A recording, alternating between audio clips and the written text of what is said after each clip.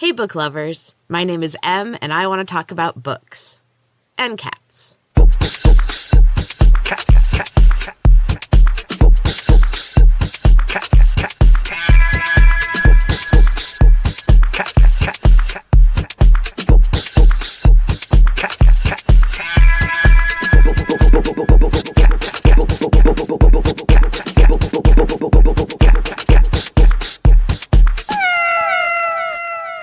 So this episode is coming out on the last day of 2020, the weirdest and most trying year ever, at least in my lifetime.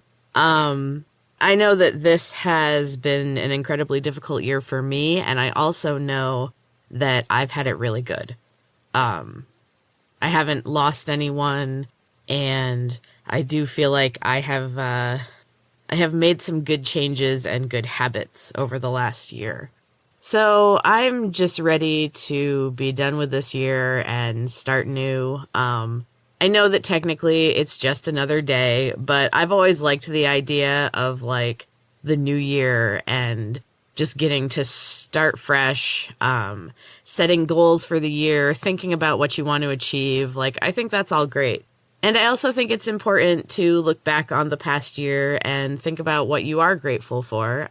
And one of the things I'm most grateful for this year was starting this podcast. It's been kicking around in my head for a while, and I was always really scared to try it, even though I have another podcast with my husband. And I'm so glad that I started it because it's so much fun. And it's also making me read more, which was another one of my goals. Actually, I think that was one of my resolutions for the beginning of 2020 was to read more books. I think I set a number. I did not hit that number. Or come even close, but I have read more books, so that's a start. And I'm so grateful to all of you for listening. It makes me happy that there are other people out there that just want to listen to talk about books and cats. I'm also grateful that I finished Feelers and that it is out. I really love putting out a new book and that whole like self-publishing experience. And it's also nice to just have it be out and in the world. And now people can read it if they want, and I don't have to edit it anymore, and I can move on to other projects, which I will talk about a little later. So today I kind of wanted to talk a little bit about indie authors. I definitely know what it is to be one. I know the work and the hope and the fear and the meticulous attention to detail and the merciless editing that goes into self-publishing your books. And then having usually to promote yourself too, which I have to say is the hardest part for me. I love writing. I love everything about the written word. Obviously, I'm doing a podcast about books. But self-promotion is so difficult because I'm an introvert. I don't want to talk about myself. I'm much more interested in hearing about other people. But at the same time, I want people to read my work. And I want people to listen to my podcast. So it's hard. It's definitely something that I am constantly working at.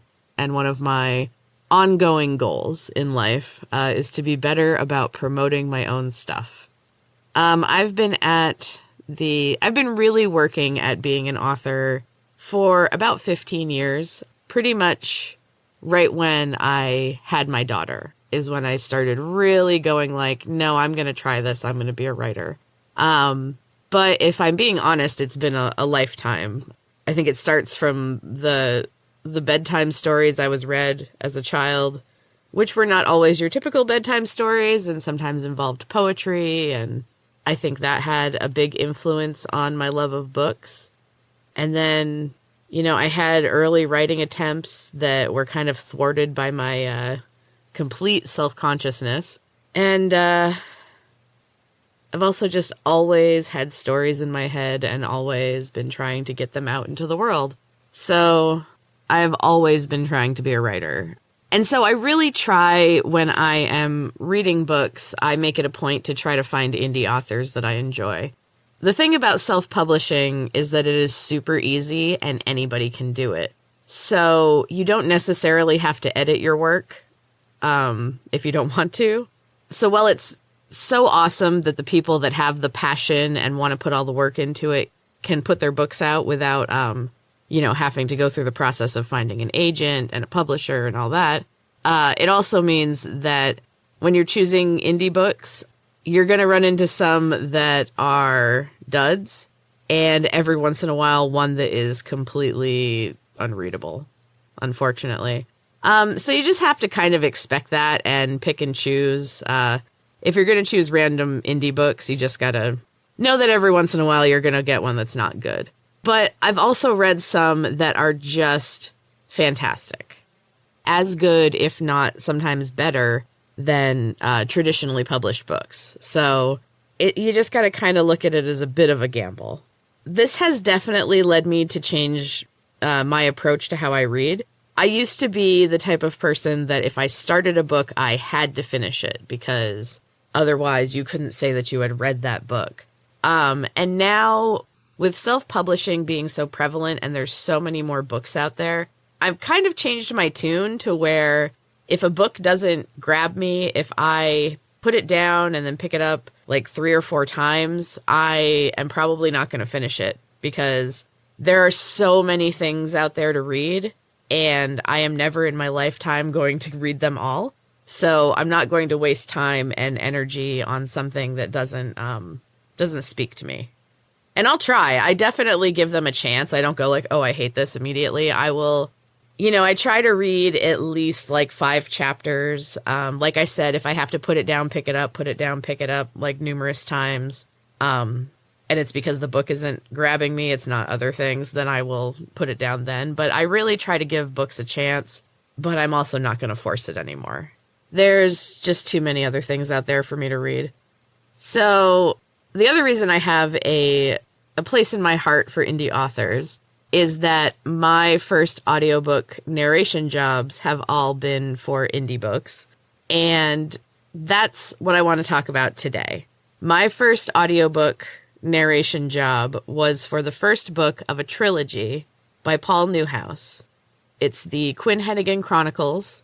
The first book is called Company Town, but we're going to actually talk about all 3 of the books in the trilogy today. I got this gig because I was on the job listings and there didn't seem to be an audition script on his audition. And it seemed like the type of book that I would enjoy. It's kind of a sci-fi fantasy magic. It just seemed like right up my alley. So I really wanted to audition for it. And I didn't see a script. So I messaged him and we ended up chatting back and forth through email, and he gave me the job.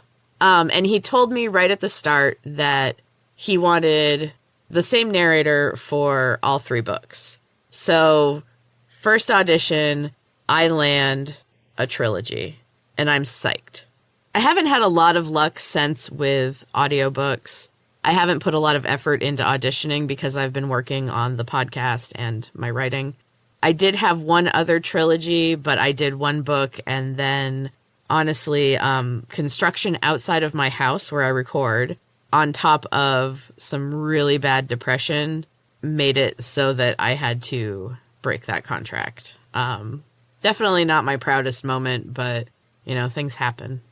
And I honestly haven't auditioned since then. I'll get back to it at some point, but right now I'm more focused on recording my own stuff, so.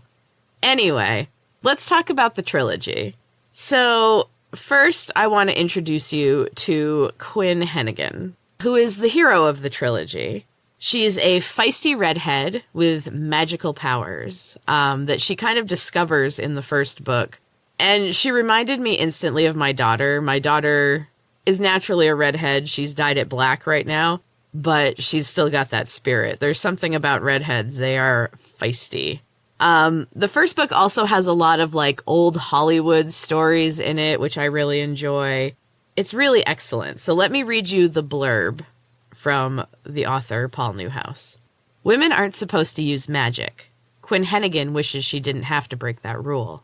Now she's in a world-threatening battle where her life and soul hang in the balance. Henaghan is a mousy assistant in a big Hollywood agency. She wants nothing more than to keep to herself and live a quiet life. Unfortunately, she has a latent gift for magic, and bosses eager to exploit her for it. Can she master her powers and become the most powerful mage in human history? Can she do it before the demon who rules Los Angeles finds her and kills her? Company Town is the first book in the exciting urban fantasy series, the Quinn Henaghan Chronicles. If you like magic, monsters, and mayhem, you'll love Paul Neuhaus's bold new saga.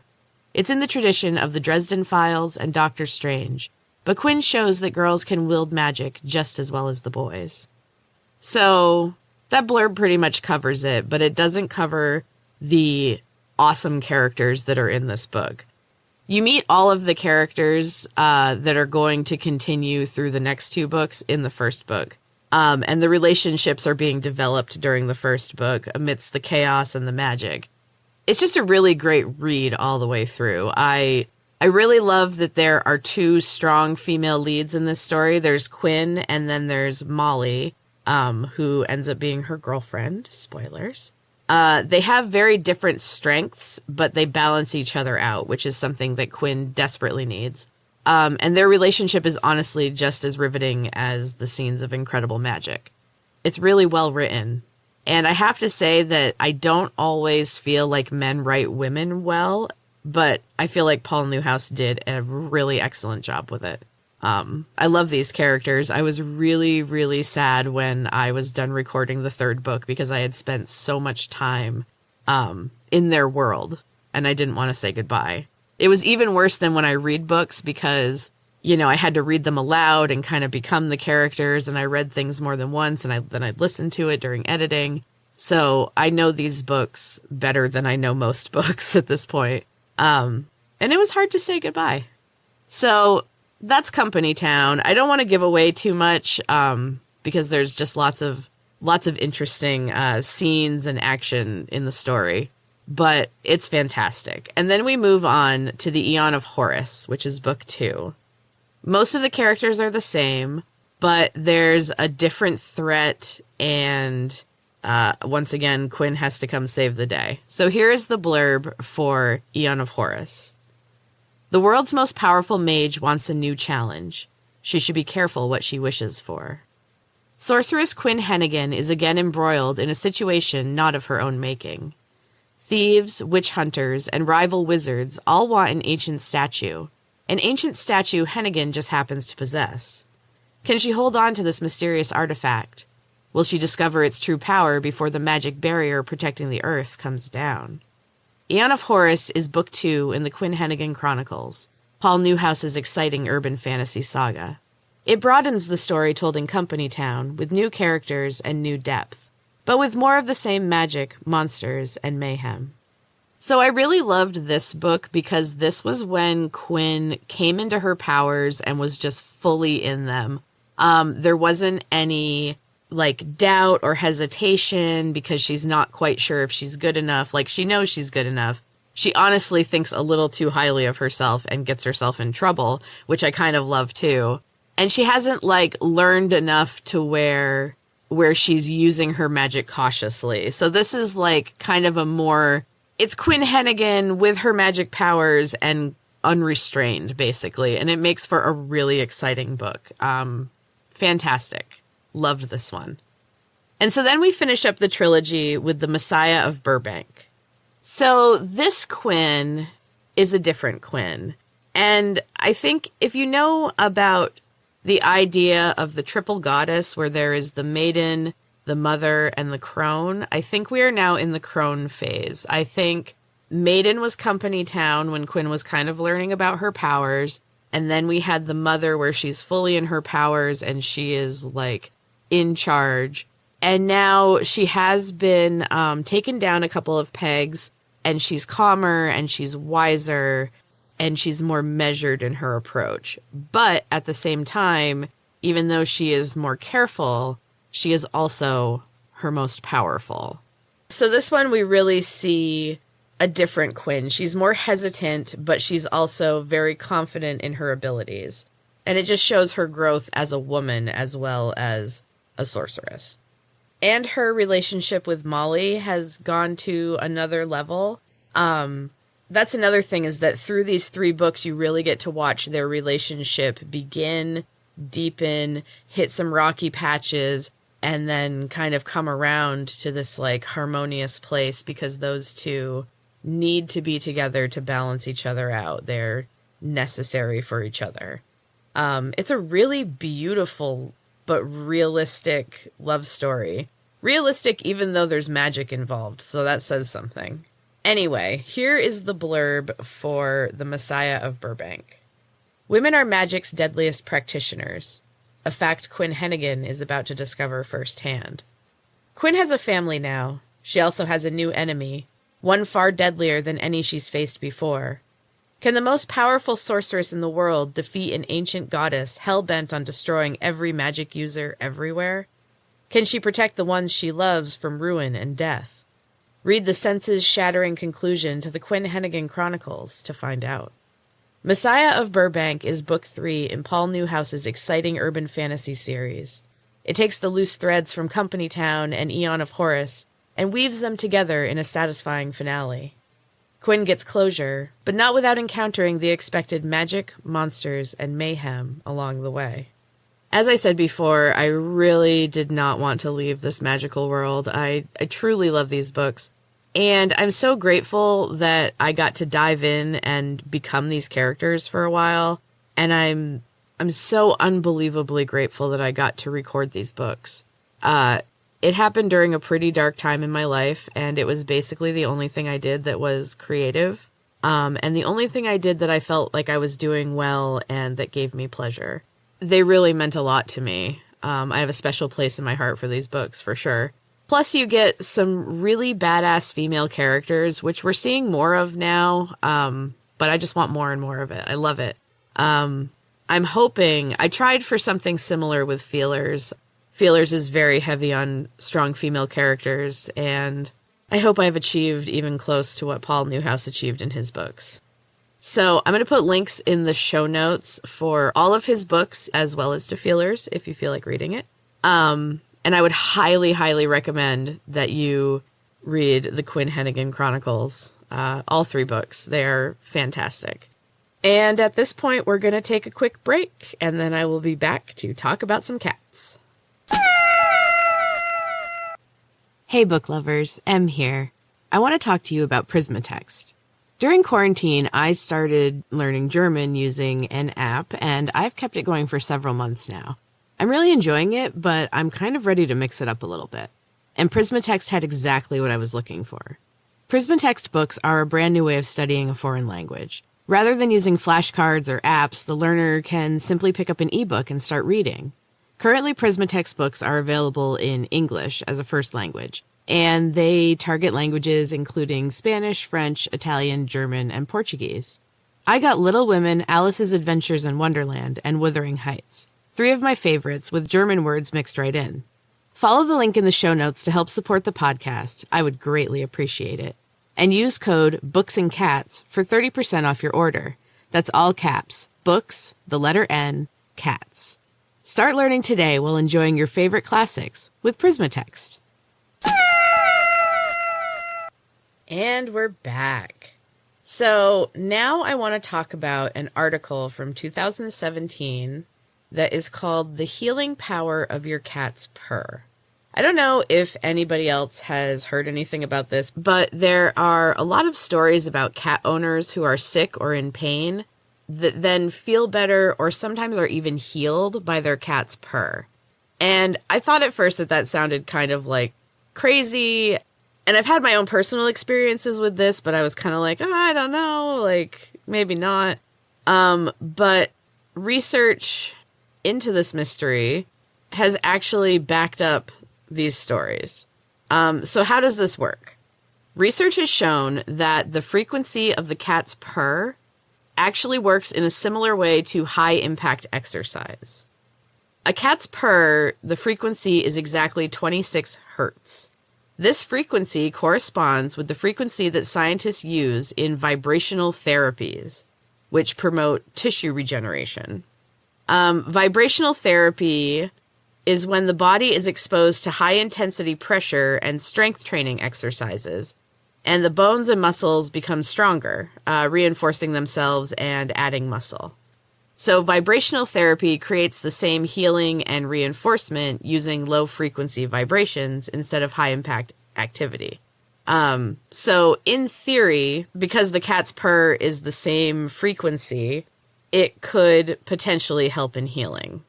But it's not just about healing bones. The healing power of cats can work in a number of magical ways. It can lower stress. Petting a purring cat will always calm you down. A cat's purr can decrease the symptoms of dysphonia. I have no idea how to say it, but it's a difficulty in breathing. In both cats and humans. You can lower your blood pressure by interacting with a cat and hearing the purr. You can also reduce the risk of heart disease. Cat owners have a 40% less risk of having a heart attack, which is good to know. Purr vibrations also help to heal infections, swelling, bone healing and growth, pain relief, muscle growth and repair, tendon repair, and joint mobility. The common belief is that cats purr to show their happiness, but they also purr when frightened, severely injured, giving birth, or even while dying. It is suggested that purring may be stimulated as much as possible when cats are ill or under duress. If purring is a healing mechanism, that would help them recover faster and perhaps even save their life. So, as I said, I've had my own experience with this that I found a little strange, and this is when I first started seeing things about that a cat's purr could actually heal you. I had a surgery on my throat. I had to have one of my parathyroids removed. And so I had a scar. And when I came back from the hospital and was recovering, one of my cats, who's not usually very affectionate, she's not one to really want to sit with people. It's always on her terms. And she's not, she doesn't usually like me the best either. Like, I'm not her favorite. But she would come and she would lay on me, and she kept trying to lay over my throat, or as close as she could get to it. And then she would purr and purr and purr. And she's also not like usually a very loud purrer. And she was so loud. And this is when I was like, is she trying to help me somehow? It was just weird.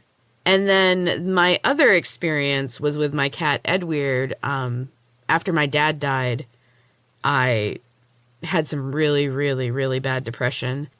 And he would come and just lay on me and purr. Because I was having a hard time getting out of bed at one point. And he would come in and he would jump up on me and he would try to lay like kind of over my heart. And then he would just purr and purr and purr. That could just be him, though, because he's very, very emotional and very in tune with us anyway. He's kind of an empath, I guess. If cats can be empaths. Either way, I definitely feel like he was trying to heal me as best he could. Anyway, so now it's time for the quote of the week. And this one I just found, sometimes I just look up like quotes about books or quotes about cats.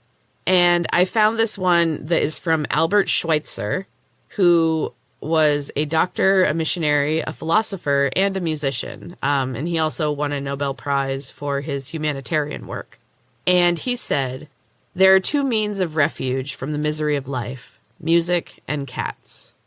And honestly, I could not agree more. When I am sad, those are pretty much the two things I want.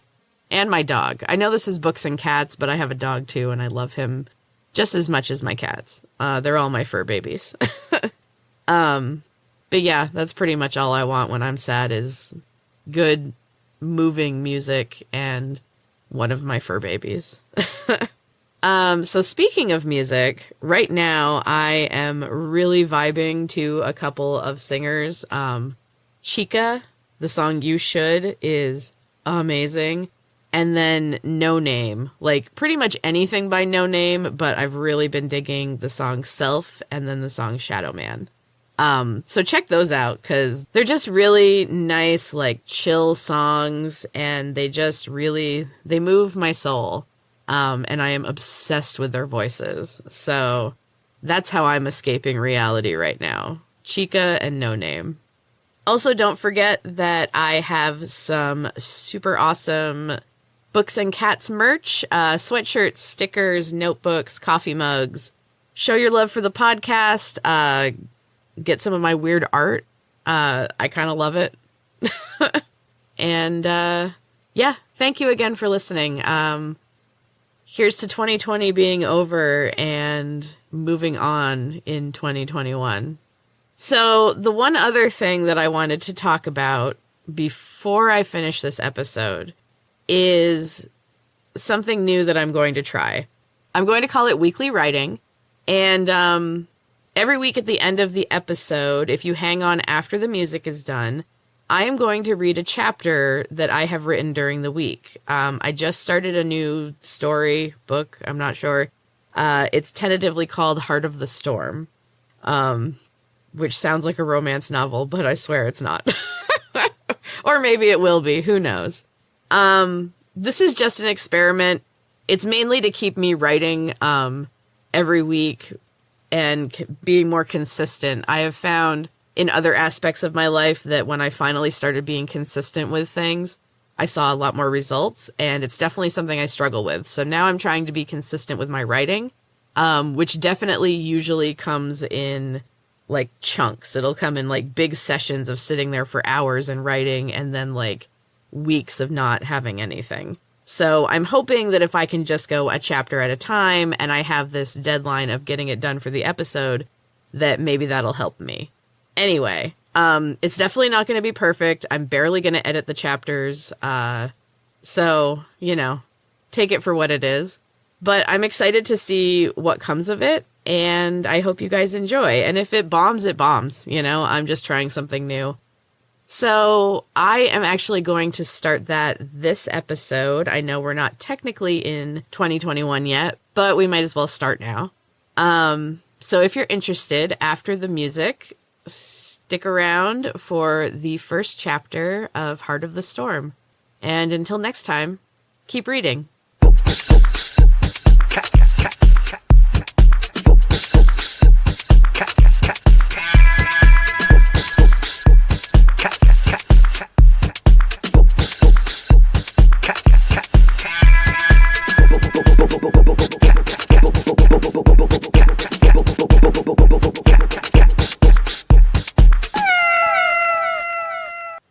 Heart of the Storm, Chapter 1. Don't tell the dark-hearted your secrets. They will betray you. The warning echoed in Harper's mind. Mina's words. A dark-hearted one, but Harper hadn't known at the time. She punched the worn, heavy bag hanging in front of her. The jarring sensation when her fist made contact distracted her for a moment. Then Mina's words would return again. She spun around and her heel hooked the bag. She landed awkwardly and allowed herself to roll onto the matted, sweat-speckled floor. Her damp, clammy skin collected debris from the floor, and her chest heaved as she panted for breath. It had been a long, grueling workout, an hour and a half of blissful quiet. A pair of tan, dirty feet appeared beside her. Harper rolled onto one side and sat up. Kevo stood with his hands on his hips. His lanky frame was covered with ropey muscles and faded blue tattoos. His dark hair hung down to his shoulders and gleamed in the flickering overhead lights. He held out his hand and helped Harper to her feet. She popped up and brushed the grime from her gi. Kevo grinned. His smile greatly improved his face. Feeling better? Harper shook her head. Maybe for a moment. She pulled the hairband from her ponytail, spilling her dark brown hair down past her shoulders in messy waves. She tugged her fingers through the tangled, sweaty mess, and grimaced when they got stuck in a particularly bad knot. Kevo pulled a black t-shirt over his head. It can't be that bad. Harper shook her head and yanked her hair back into a knot. It is, she replied after a moment.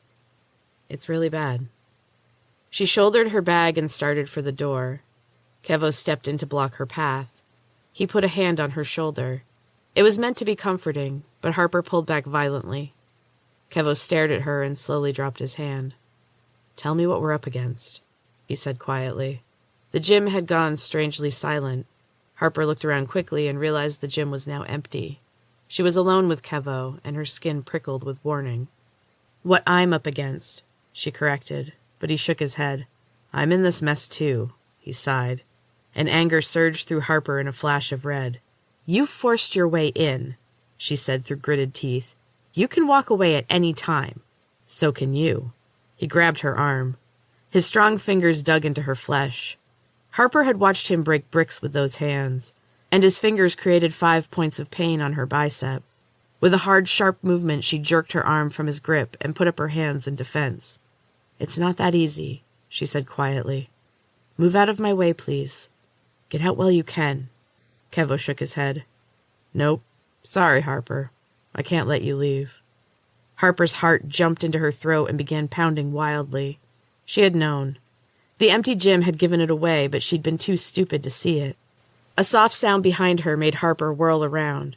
She gasped, but she wasn't really surprised. She had known this was coming. "Mina," she breathed. The pale, graceful woman towered over Harper. Mina was true goddess material. "You're surprised," Mina said in her low, gentle voice. Harper had been soothed by that voice so many times. She steeled her mind against it now. She could not allow herself to be swayed. Her decision was made. She spun around and pointed an accusing finger at Kevo. "She got to you, Kevo? Really?" He shrugged sheepishly and backed up a few steps. He stared at the floor, avoiding her eyes.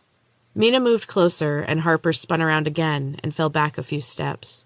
She held her hands spread out in front of her. Mina laughed, and her entire being shimmered. Harper's mouth fell open, and her hands dropped. "Are you kidding me?" Mina slowly shook her head, and it left a blurred trail as it moved. "Maybe I kid a little," Mina grinned. "Even the dark-hearted like to have some fun. You know that." Her bright blue eyes burned like flame and locked onto Harper's dark chocolate gaze. "We've had fun, haven't we, my friend?" Her words roiled inside Harper. Her skin tingled, and she felt the writhing of hundreds of snakes under her skin. Her ex-friend laughed, shattered into 1,000 points of golden light, and vanished. She reappeared in a puff of acrid, grayish smoke a moment later, and laughed again. The sound had an edge to it, like old rusted metal being sharpened by steel. "Okay, you got me," Mina said with forced mirth. "I'm not really here. I'm an apparition." She reached out and swiped her arm through Harper. A dry cold chilled her where the arm had passed. Harper shivered and crossed her arms angrily across her chest. "What do you want, Mina?" Her ex-friend's apparition smiled. Her teeth looked sharp and somewhat inhuman. Her smile sent a chill rippling up Harper's spine. "I want you to join me," Mina said. "It's time, Harper. You've known this was coming." "Why the warning?" she asked. "Why not take me by surprise and make things easier? You know I'm going to fight you." Mina laughed. "I expect it. That's why I love you, my friend. And why you have to join me." Her smile faded, and a familiar, serious expression crossed her face. "There are others, Harper. Ones I didn't tell you about." Harper felt fear stabbing at her insides, and she worried she might lose all control any moment now. "They're coming, Harper. They want you, too. The end is inevitable, but who will you choose? Join me, my friend. Stay safe until I come for you. Stay alert. Be vigilant. And use your friend with the tattoos if you must. He could prove useful." "Why should I join you? I know nothing about these others. Maybe they're a better choice." Mina's laugh burst out of her in a sudden, unexpected bark of mirth. "I would not advise you to make that choice. It will not end well for you, but you'll see soon enough." Mina's form grew brighter until she became a blinding glare and exploded into another burst of stars. This time she did not return. And that's the end of Chapter 1, book lovers. Until next time, keep reading.